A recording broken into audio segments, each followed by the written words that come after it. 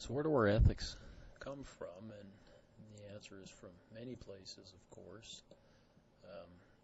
The ultimate, and I'll probably ask this on the test, but the ultimate source of ethics is the individual. Even though that's the last one on this list, it's the ultimate source. You know, we all have our own ethical values that we seek and that we seek to uphold.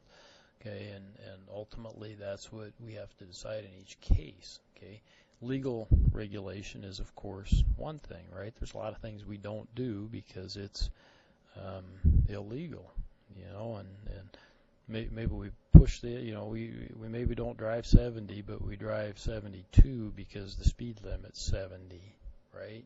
So that's an individual value that maybe we can get away with a little fudge factor there.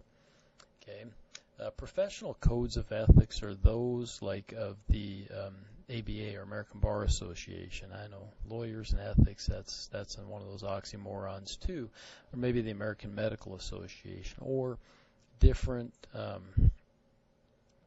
different codes that different professions have, and those are distinguished from organizational codes of ethics, which are made from, say, a business. You know, Texas Instruments, I think I gave you a link for that, has a code of ethics, and most businesses have come up with codes of ethics. And there was a time when businesses tried to codify everything. You know, every little instance that came up, they tried to create a new policy for that, or an ethical policy for that.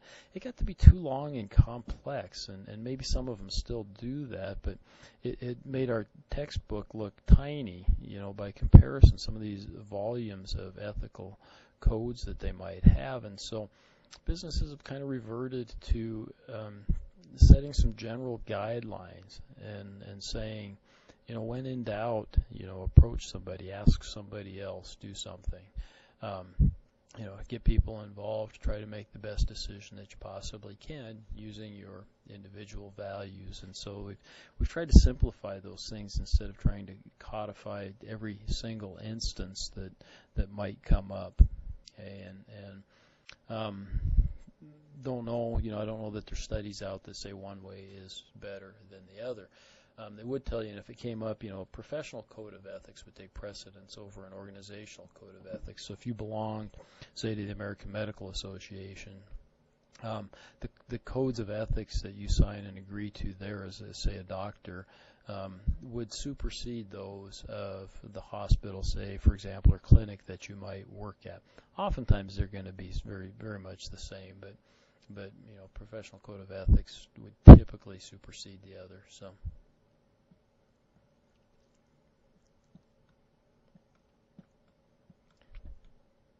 Some things that we get from the law, of course, liberty and rights, and those, believe it or not, are still, I'm not going to say they're unique to the United States, but we enjoy them to a greater extent than most people in the world. There are other nations that, smaller nations, in fact, that probably have stronger liberty and rights, maybe even than we do here in the U.S., but they're few and far between. Okay. One of the doctrines that we hold near and dear is that we will negotiate. We will do things in good faith. Okay. If we violate that good faith, then we can be held accountable through civil law, you know, negligence, those types of things.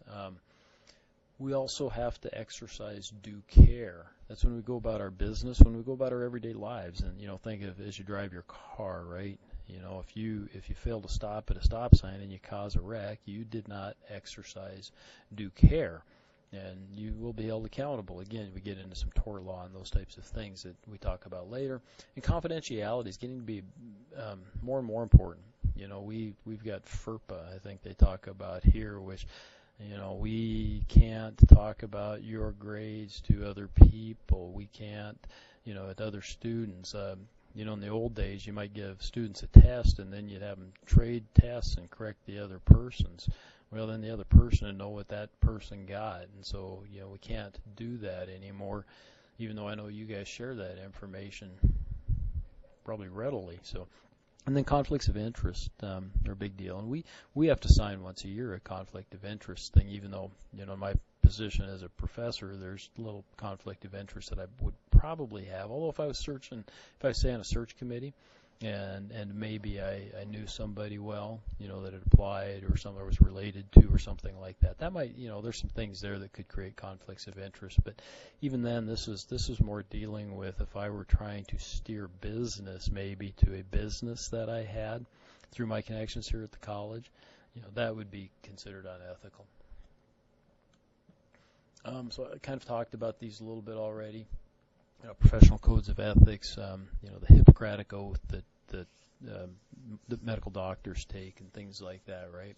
There's a historic tradition for those things, and it amounts to self-regulation, which we talked about, and we've got some examples down here. Organizational, right? If there's a lack of industry codes, so maybe you're in banking, for example, and there's banks, you can belong to bank groups like the American Bankers Association, things like that, and oftentimes they'll have some organizational codes of ethics, but failing that, each individual bank unit may make up their own codes of ethics. Again, we found at the bank when I left, we were still, I think, in the process of putting in our code maybe too many things instead of saying here's a general set of principles that we'd like you to follow. If you're going to self-regulate, so if you're going to have that internal code for a business, it requires these things, right? You have to have enthusiasm, okay, for acting ethically, and that has to come. It has to be a commitment from everybody, but especially from those at the top. Okay, they have to live that, and they have to pursue that each and every day, and they have to watch for those things, and they have to be willing to,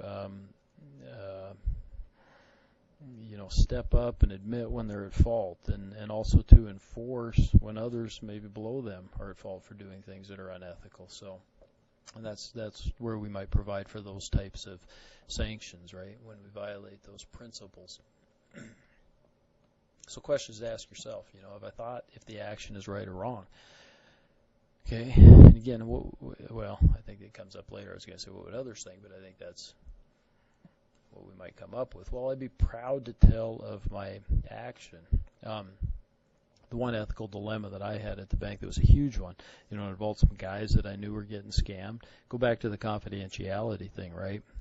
Okay, and so they're customers of the bank. I presumed it was an old fella, and I presumed he was being scammed out of some money based on some of the actions that he was taking.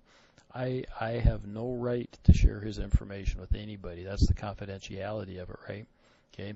I thought otherwise and tried to contact some legal authorities. They unfortunately told me that there wasn't anything they could do unless the old guy himself stepped up. It definitely turned out to be a scam. The end result was awful. He got scammed out of a lot of money.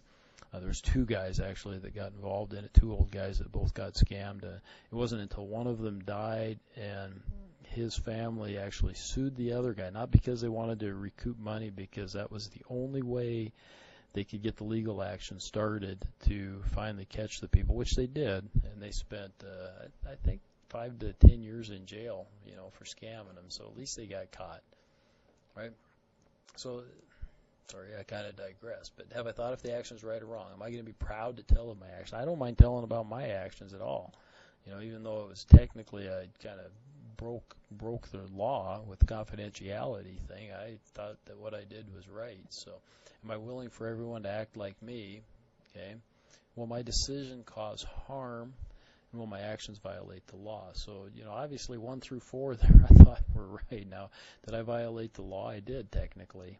Okay. And again, I separate the law and ethics sometimes because I think we have to, but that's my own, that's my own opinion. Yours may be different. Yours may be like Lanny's, that it's never okay to break the law. Or at least that's what he argues. Oops. So what are some obstacles, right? We get an emphasis on profit. What I'd tell you is that it's also short-term profits. Every quarter a public business has to disclose their financials, and every quarter we get to read about that. And so the CEO, the managers, their jobs are on the line every quarter, meeting the numbers, and sometimes that creates an incentive maybe to,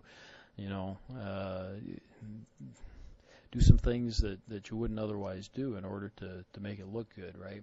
And so that creates definitely some conflicts. Effect of the group. So we get bigger corporations, and so you've got this group. You've got a board of directors, and below them you have a lot managers, officers, those types of people, day-to-day types of people. But they aren't a single owner, right? When you have a single owner or somebody that's singly in control, it falls on them, and oftentimes that's a little easier or higher standard, when it's one person who is ethical. It's easy sometimes for groups to say, we can bend the rules a little bit, right? And that kind of gets to this, the non-owner control of resources, which is kind of what we have, right? Shareholders, I own some stock in a lot of different companies. So I'm an owner technically, but I don't have a lot of control over what goes on. I get a right to vote and whatnot, but the people that are working for me, they're kind of separate. They don't necessarily feel they don't have to answer to me directly, right? Because I'm probably not there, and so it creates incentives or openings maybe for those people to act in ways that aren't necessarily ethical. So steps to promote it, right? Top management. Lots of communications. Consider all the stakeholders. Quote I thought I like. It takes 20 years to build a reputation, 5 minutes to ruin it. And Warren Buffett said, if you think about that, you'll do things differently. You guys will find if you take more classes from me, that I like Buffett. I like to follow him. He and I would differ a lot politically, but I still like him. He manages a company called Berkshire Hathaway. And he's one of the wealthiest men in the world, top 5 anyhow in the world. And he feels very strongly about running his businesses in an ethical fashion. And every now and then you'll see one of his businesses that gets caught up in something, and but usually the turmoil goes away. He addresses it and deals with it, and on they go. And I think those are good things. The stakeholder theory. Stakeholder says that there's more people that are involved in your business and that rely or that have an interest in your business or organization than just the owners, just the shareholders. So we got stakeholders, and stakeholders might be suppliers, employees, all kinds of people versus just the people that actually own the business. And so it says this, that business ethics can equal profitability. So if you have a good reputation as a business, you might tend to attract customers. And that's probably true. There's a certain number of us that we feel strongly. We like to go to places that we deem to be ethically correct. Okay? And on the other hand, if you hear bad things about certain businesses, you might tend to stay away. One that was interesting, in fact, I remember studying it way back, probably in my master's program, but Johnson & Johnson, consumer products and pharmaceutical company. And years ago, there was some of their Tylenol, I think they have a Tylenol, and it was tainted with some poison. Well, somebody had snuck into the store and put some poison in the jars or in the bottles of Tylenol, and so people got sick. Well, within hours, J&J ordered that all Tylenol be pulled off the shelves, all of that existing Tylenol. They didn't know what the cause was at that point in time. They had no idea, but they were lauded. They said that was a wonderful response. That even though it cost them millions and millions of dollars, they didn't want to risk other people getting sick or even killed, as a result of this tainted Tylenol. On the other hand, here now more recently, J&J has been sued by several women who have used baby powder as a hygiene product and have suffered from ovarian cancer or died from ovarian cancer. And there seems to be evidence that points to that, but J&J is fighting this, and so and they certainly haven't pulled. They probably have warnings on there now, maybe not to use it in that fashion. But a little different, and their reputation's probably suffering a little bit, maybe as a result of this battle. So, yeah, ethics can certainly be a business asset, or it can be a liability too if not handled correctly. business community concern, again, sensitive to society's changes. And again, a lot of this stuff's happening really rapidly. And I talked about the President's Advisory Council and what happened at Charlottesville. And a lot of those issues just wouldn't have been issues 10 or 20 years ago, not in the same way they are today. And so those types of things are really changing.